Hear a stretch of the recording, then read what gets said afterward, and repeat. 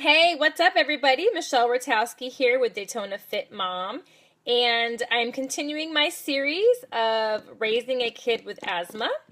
And today is part 3, and I'm going over some of the treatments and medications once you've been diagnosed. Yesterday we talked about getting diagnosed with asthma at a specialist. So I'm going to actually briefly show you what our medicine cabinet for asthma looks like. And I hate medications, but sometimes you have to do it. So we do some over-the-counter. We do the Zyrtec or the Citrazine. We actually get a prescription for it, but you can get it over-the-counter. And then her allergies, when they're flaring up really bad, that cause the asthma, we also add in Benadryl at night. So I try to do this in the morning, this at night. Poor kid, no wonder she's always so hyper.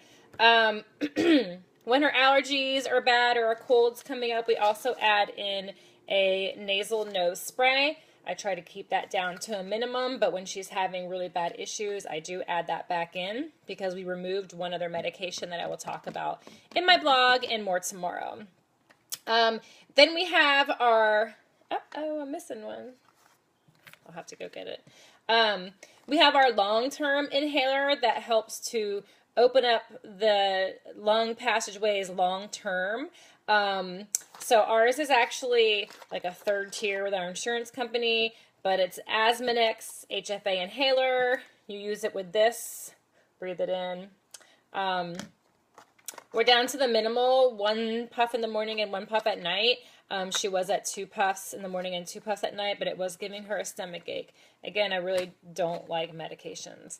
The other one, I don't have it. It's the rescue inhaler. I left it over there, but I don't want to get up and leave you guys hanging. So that would be like a Pro Air inhaler, or if you're younger, you're doing like a breathing treatment with a nebulizer. So that's your, hi Janine, that's your, symptoms are going crazy, you're having an attack, and you're trying to minimize them, and you would do that. So we have that, but it's over there.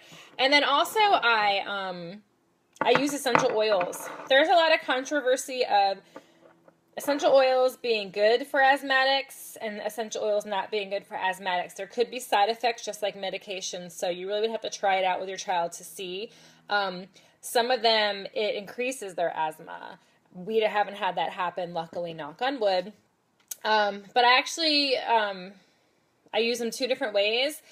When she's having an asthma flare-up to kind of calm down the passageways and the lungs. And then I also, if she's having allergies, like a lot of sneezing and the pollen count's high and things like that. So for allergies, I actually use lemon essential oil, lavender, and peppermint in a diffuser with some water at night in her room, and that seems to really help.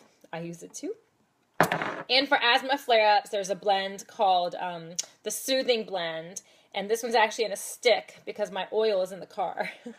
I do have it in my car. But this is a stick. You can put it on the chest, you can put it on the feet, or you can just inhale it, and it kind of calms everything down. It's a blend of all kinds of good stuff. I'll include a video in my blog. I'm not going to get into all of it now, but just to give you an idea, those are a couple of the different things that we use in addition to all the medications. I did mention that there's one medication that she was prescribed for her asthma, and we had issues with it. We stopped it. I briefly touched base on that in the blog that I'm writing that I'll post later today, but tomorrow is going to be all about that medication and some support groups. I know, right, Janine? Seriously. I had asthma when I was young, too. I was Kaylin's age. And so, yeah, there's things that I wish I knew then, right? Or that my parents knew then. But we learn as we go, and that's what this blog series is all about, is our experience and our journey, learning as we go with a child who has asthma. So those are some of our medications. A lot of you, if you've been diagnosed with asthma or your children have, you're familiar with some of those. For those of you that think your kid might have asthma, those are some of the medications once you go see a specialist that you might get put on. So have a great day, everybody, and thank you for tuning in. Bye.